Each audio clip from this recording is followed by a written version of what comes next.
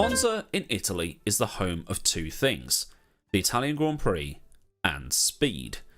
Built in 1922 in just 3 months, it's the third purpose-built racetrack ever to be built, behind Brooklands in England and Indianapolis in America, but it's the oldest in Europe still in use. In the beginning, it was a 6.2 mile total length track, consisting of a 3.4 mile boot-shaped road course and a 2.8 mile oval that added up to be exactly 10 kilometres, and was planned to be that long as well. And due to the way the layout was configured, it meant that the cars effectively passed the start line twice every lap, the starting grid being on the left hand side and the parabolica spitting them out onto the right hand side of the track to then take the oval. So it was pretty damn fast for the time, and with speed comes danger. In 1928, Emilio Materassi and 27 spectators were killed, necessitating the introduction of the Florio layout, which is seen in the game Spirit of Speed 1937. But then there was a war. After the war, changes were made to the track to modernise it, and the full oval was reintroduced, with Formula 1 visiting the track in 1955, 1956, 1960 and 1961. The 1960 race was quite controversial, when the authorities used the oval to give Ferraris a straight line speed advantage. But after 1961 and the death of Wolfgang von Trips and several spectators, the oval was abandoned. It still stands, and has escaped demolition a few times. It is used for the Monza rally and is often visited by drivers and spectators on race weekends to see where the ghosts of the past once raced, although car companies continue to use the bumpy banks to test road cars and set top speed records until about 1969. Today, Monza is still a speed demon's heaven. It's a modern state-of-the-art circuit that is a mecca for the tifosi.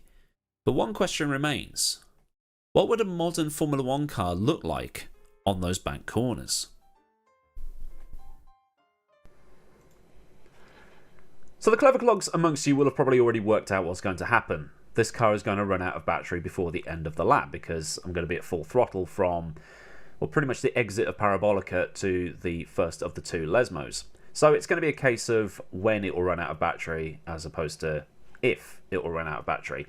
And I did this at Hockenheim before, where I took it around and showed you what was what and things like that, and then I took a V10 car around to see what kind of noise it would have made and how cool that would have sounded. And that's what I'm going to do after I've run out of battery here. So what I would normally do here at this point is take the Formula Hybrid 2020 out onto the track, show you the lay of the land on charging mode, just to show you the corners and the layout and things to look out for and stuff like that, and then gradually turn the wick up and do one last YOLO lap right at the end. On this occasion, I'm just going to go out on charging to show you the lay of the land, and then just immediately turn the wick up and do a lap. And then I'll take the Ferrari F2004 around and just crank the volume and show you what that's like. So, without further ado, let's get the Option 13 2022 car out. There is a new version of this car, I just haven't bothered to buy it yet because I know this car better than I know the one that's come out. Makes it more fair to keep it the same across the board, and I just haven't got the time to paint it in the colours I want. So let's give it some jandle and get out of the pit lane and show you what's what. So make sure that's on charging. Like I say, out of the pit lane, staring the oval directly in the face. Let's get to the high ground. Oh dear. Well, that's bumping. You do not want to be porpoising across there. I am at full throttle, but I'm on charging mode, so it's going to be a little bit slower, but still doing about 190 miles an hour. I will use DRS just to get some more top speed out.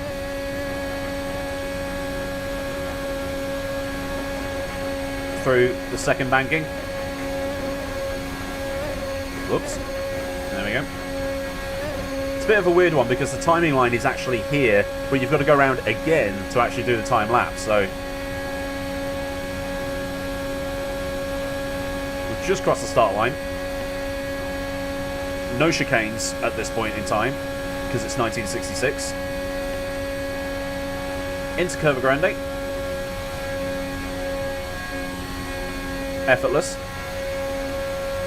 No chicane here either. And then first Lesmo. Down to 6th. Chuck it in. Power out the other side. dab a brake just to get the car turning because there's no wing on this car.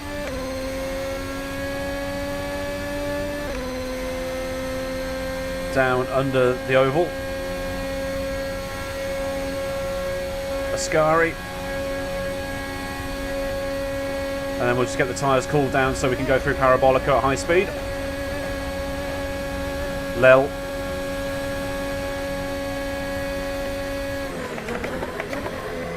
Down to 5th. And that's pretty much your lap. So what I'll do here is I'll cut ahead and then start the time lap. Okay, let's get this thing turned up to balanced high so we can at least ration some of the battery. And we're going to get spat out of the oval onto the current start finish straight. Let's give it some DRS, get some more speed out of this thing.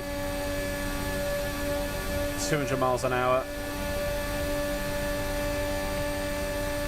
Hitting the rev limiter, give it some more power. Haven't touched the brakes in a while. Oh, still got the DRS open here. Through Curva Grande. Is it 2012?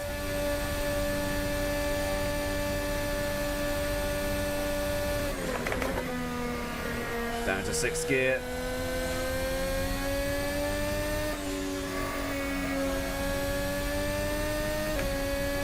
More DRS.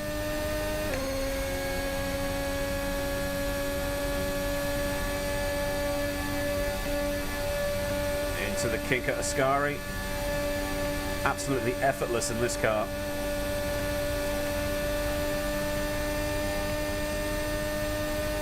Get to about 210.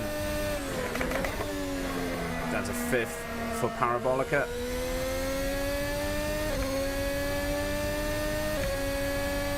That's half the lap, pretty much. Bit of DRS up here just to gain some extra speed.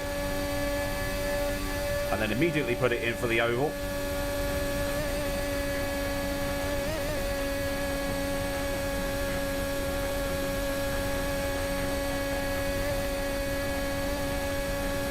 Trying to spot the exit. Some more. Give it some more juice, knowing that I've got just enough to get to the end. Get the DRS in again for the oval because it's just or for the banking I should say. And I've run out of juice. Still got 65%. But it is recharging, which is good. And there we go. It's going to be less than 2 minutes. It's 1:59 dead, pretty much. Well, that was boring. That was really boring. Okay. Shall we make things interesting? Shall we put a V10 Formula 1 car around here and see what happens? Okay, then here we go. In Christian Klean's Jag. Well, I mean, it's a Ferrari F 2004 painted in the colours of a Jag. But I'm just going to get spat out across the start-finish line now. 215 miles an hour, so already faster than the 2022 car. But it's just flat out in this thing. Into Curva Grande now. Steering wheel weighting right up. Rig being shaken to pieces. Down to 3rd gear for Lesmo 1. Get on the power nice and early. Lesmo 2. Out the other side.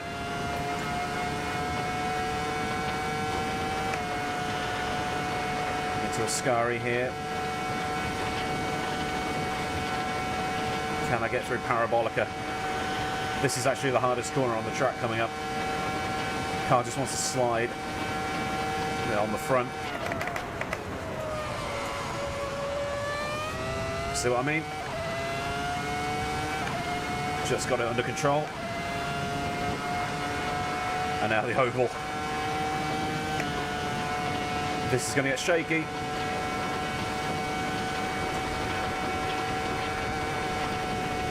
Oh my god. Jesus Christ. Direct drive as well. and it's turned up quite a way. It's on my standard Corsair settings.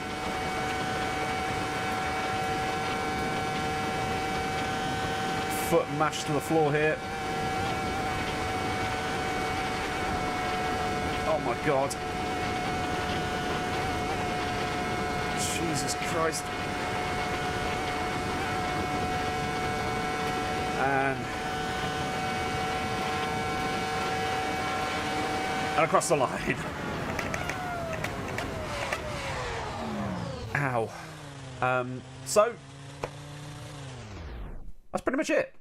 There isn't much more else to say other than that's what a 2004 ish car and a modern Formula 1 car look like going around the old Monza, complete with Le Oval, or whatever that is in Italian. So if this has been somewhat entertaining and informative, do give the video a like, and if you want to see more clowning around in the simulators like this, or any of the pressing issues stuff, which is the opinion stuff I do on the goings on of motorsport around the world, and story time, which is the history of motorsport, then obviously get subscribed with that bell on so you never miss out on anything I do here.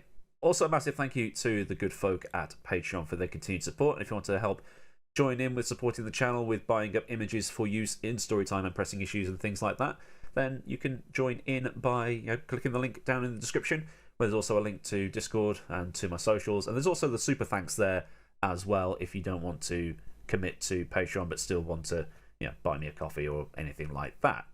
Until next time, I've been Aidan Millward. Have a cracking day wherever you live in the world, and I'll see you all again soon for another video. Goodbye.